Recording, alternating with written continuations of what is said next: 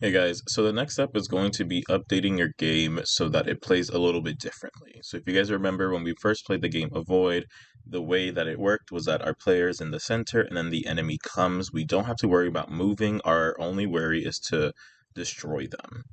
Now, changing this game also changes the way it's played, and you might need to change other things too.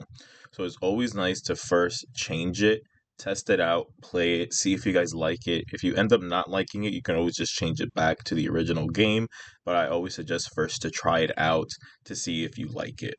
So for this one, it's going to require us to move the player around. So we're going to go ahead and update that. So to start off, we're going to go to our player sprite. We're going to go ahead and click on the yellow events tab and add this new block of code. We're going to start with when I receive. So if you only have the introduction screen, you want to use play game. If you have the character select screen like I do, you want to use start game. Once you have that, you're going to go into control, add a forever. Inside of the forever, we're going to add a point towards mouse pointer.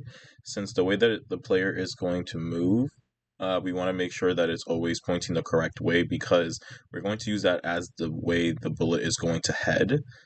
Next, right underneath, we're going to go back into control, add an if then, and we're going to go into sensing, use key space pressed, and we're going to change this to the up arrow.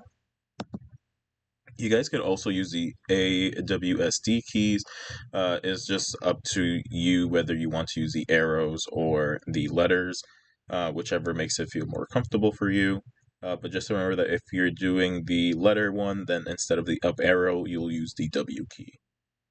Inside here, we're going to go inside of the Blue Motions tab, and we're going to add a change Y by. We're going to change this to 5. Next, I'm going to hover over this if, and I'm going to duplicate it, move it in the bottom. The next one that I'm going to go ahead and change this to is the down arrow, and for those of you who are using the letters, this will be the S. And then I'm changing my 5 to -5. I'm going to repeat this process again, duplicate the if. Now I'm going to go ahead and use the right arrow, and this is going to be the A. I'm going to delete the change Y, and instead I'm going to use change X by 5. I'm going to repeat this process one last time. And then I'm going to make this the left arrow or the D key. And then make this a -5. So once we have this, it's always nice to test it out. So I'm going to click on my green flag, click on play, select my player. Now you can see I can go ahead and move my player around.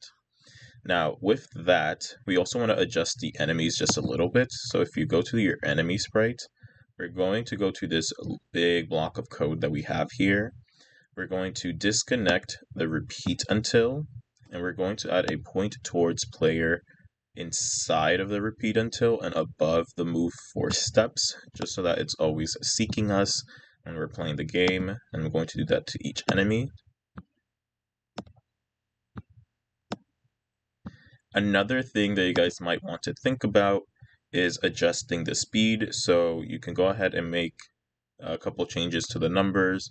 So maybe instead of 5, I want to go a little bit faster, a little bit slower. It's kind of up to you guys how you guys want to change it. However, if you are changing one number, you have to change it all the same numbers, just so that the speed will stay the same. Another thing that you guys might want to think about is, now that I have the speed, I need to go ahead and be able to also adjust the size. So, for example, if my enemies are too big, then it'll be hard to move around it and it'll make the game a little bit difficult. So, I might need to change the size of the enemy just so that I have more room to move around and not get caught really quickly. So, that's going to be something else you guys might want to think about is adjusting the size of your enemies and players just so that you have more room to move around on the screen and play the game. So once you're done with this and you've tested it out, for those of you who end up not liking it, you can just go ahead and go back to the original game by just deleting this block of code and moving the point towards player back up outside of the repeat until. If you end up liking it, that's awesome. That will be pretty much it for week 3 core. The next step is going to be doing the deep dive.